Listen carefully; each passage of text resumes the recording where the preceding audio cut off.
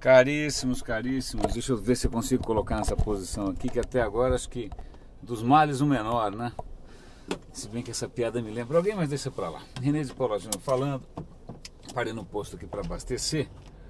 Vamos voltar para o batente. Meus caros, me acompanhem aqui em mais uma curta jornada até o trabalho. E a pauta de hoje é uma pauta que acho que talvez seja meio incômoda, mas acho que é esse o intuito. A questão é a seguinte: não é incomum, até vou contar uma história curiosa. Há muito tempo atrás eu fui fazer uma apresentação, estava noutra empresa, fui fazer uma apresentação no Serasa. Gente boa, legal, a apresentação foi boa e tal, mas dava assim um certo frio na barriga.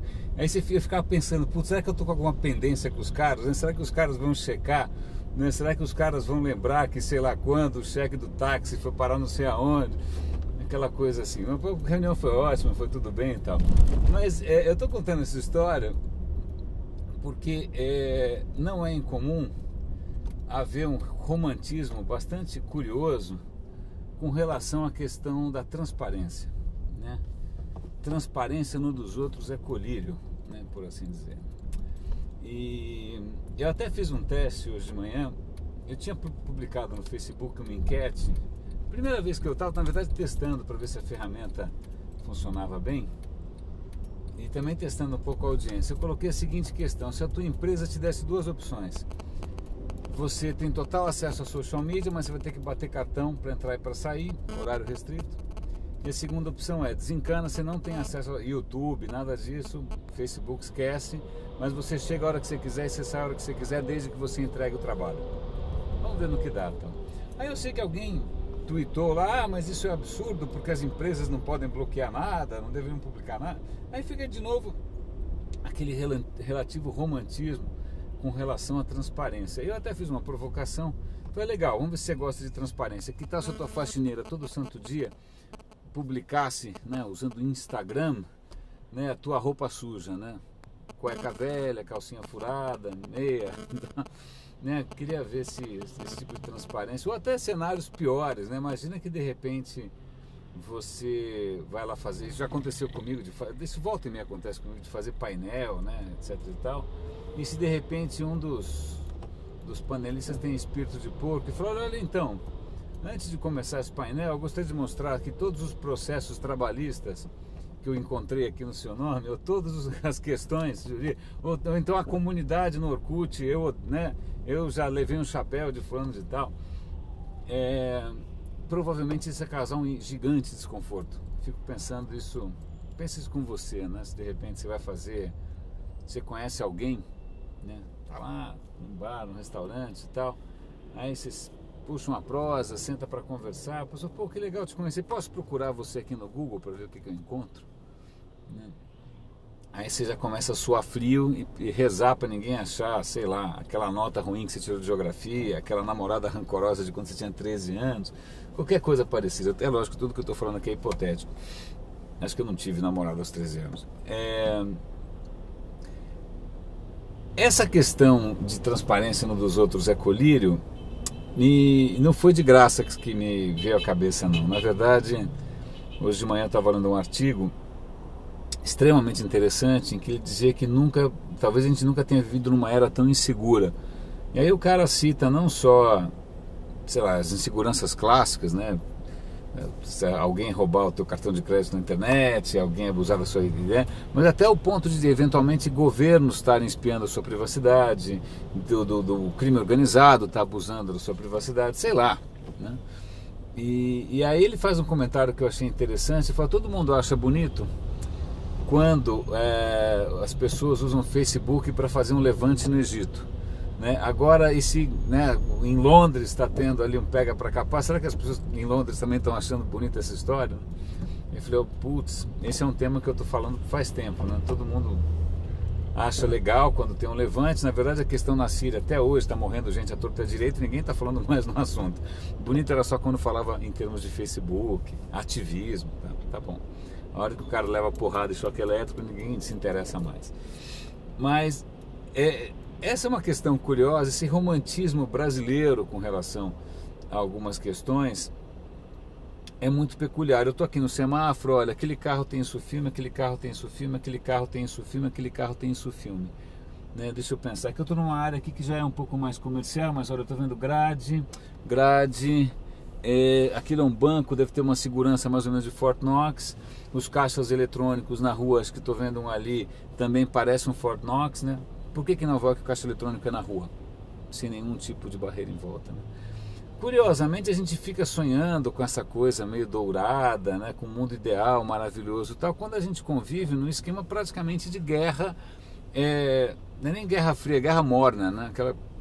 Imagina, aqui você tem planos populares para blindar o carro, né? Você não só está concedendo à classe C o poder de comprar o seu carro pela primeira vez, mas como de blindar, colocar isso filme. Curioso, né? Curioso. Então fica essa questão interessante de que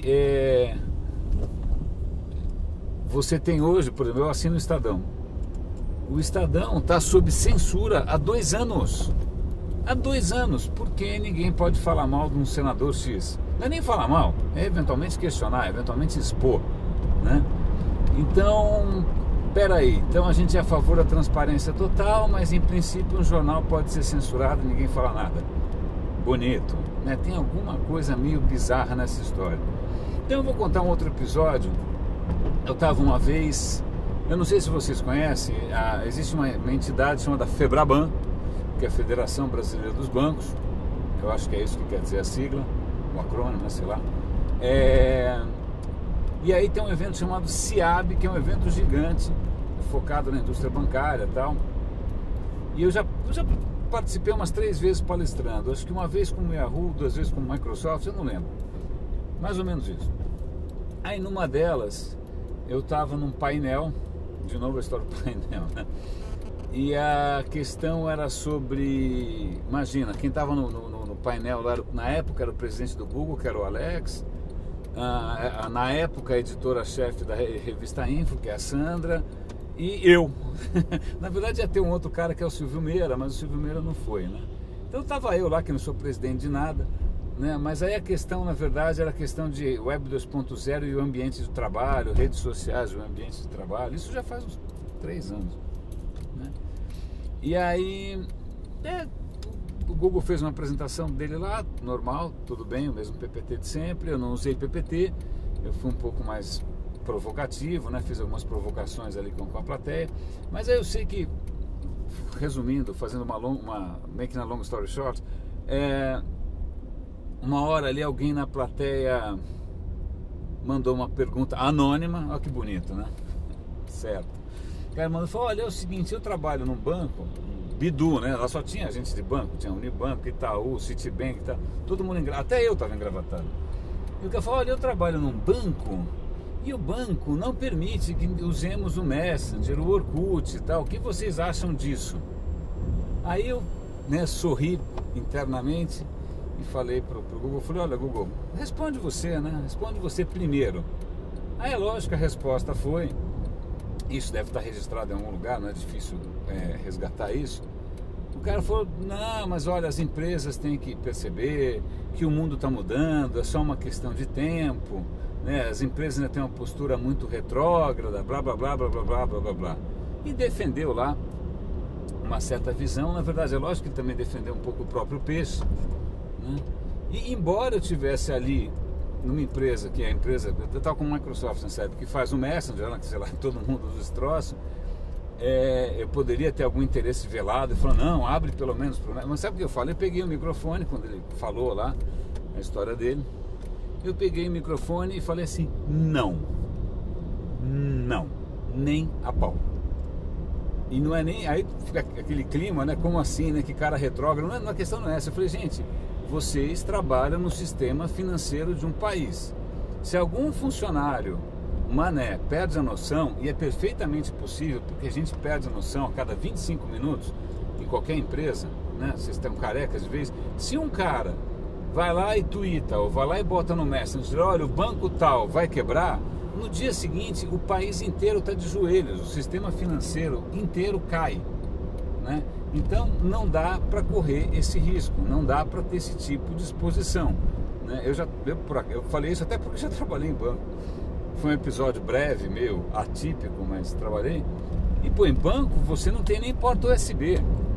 Você não pode usar disquete, porta USB, nada, porque nenhuma informação pode vazar dali.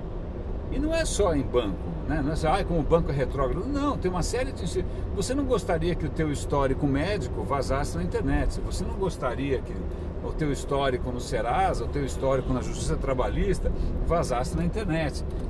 E então o que acontece? Você tem que ser um pouco mais restritivo com alguns cenários. Quer ver outro cenário curioso? Eu trabalhei uma época por muito pouco tempo numa empresa de desenvolvimento de software. Cara, tudo bloqueado, tudo bloqueado. Por quê? Porque na verdade eles vendiam o trabalho por hora homem, né? E para manter a hora homem num preço competitivo, o pessoal tinha que ser muito produtivo. Então a questão é, enquanto você está lá, você tem que produzir, bicho. Senão, se você começar a ficar improdutivo, você compromete diretamente o resultado da empresa, o seu resultado, tudo, né?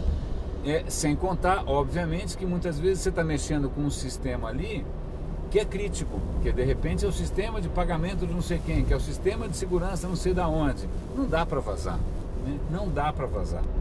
Se você nunca trabalhou num ambiente desses críticos, entenda que existem lugares assim, entenda que existem lugares onde você tem que sim bloquear as coisas. Quem já foi aqui em uma empresa que fabrica cartão magnético?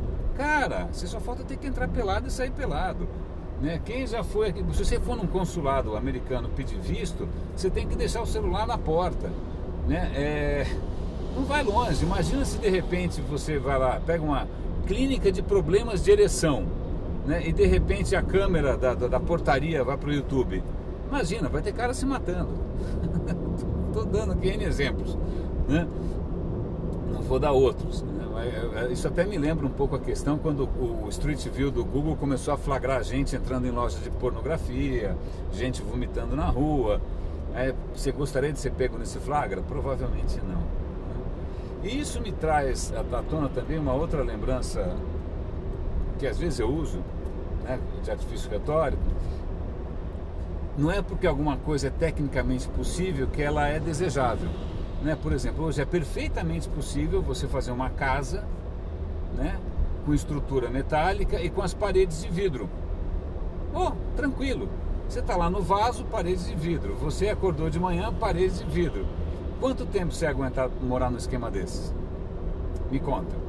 Primeira coisa que você vai fazer é botar uma cortininha, né? Aliás, tem uma história clássica em Nova York, eu acho que é na Quinta Avenida, tem um prédio da Seagram. É um prédio, um daqueles primeiros arranha-céus modernos mesmo, né? Com aquela estrutura metálica e todo envidraçado. Década de 50 isso, provavelmente.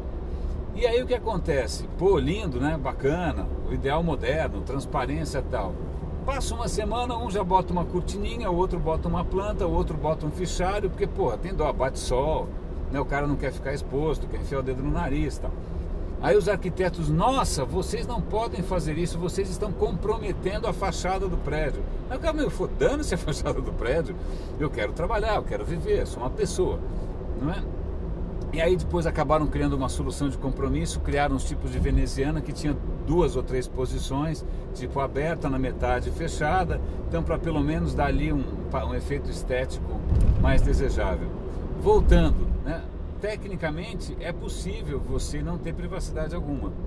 A questão é quem tem interesse nisso.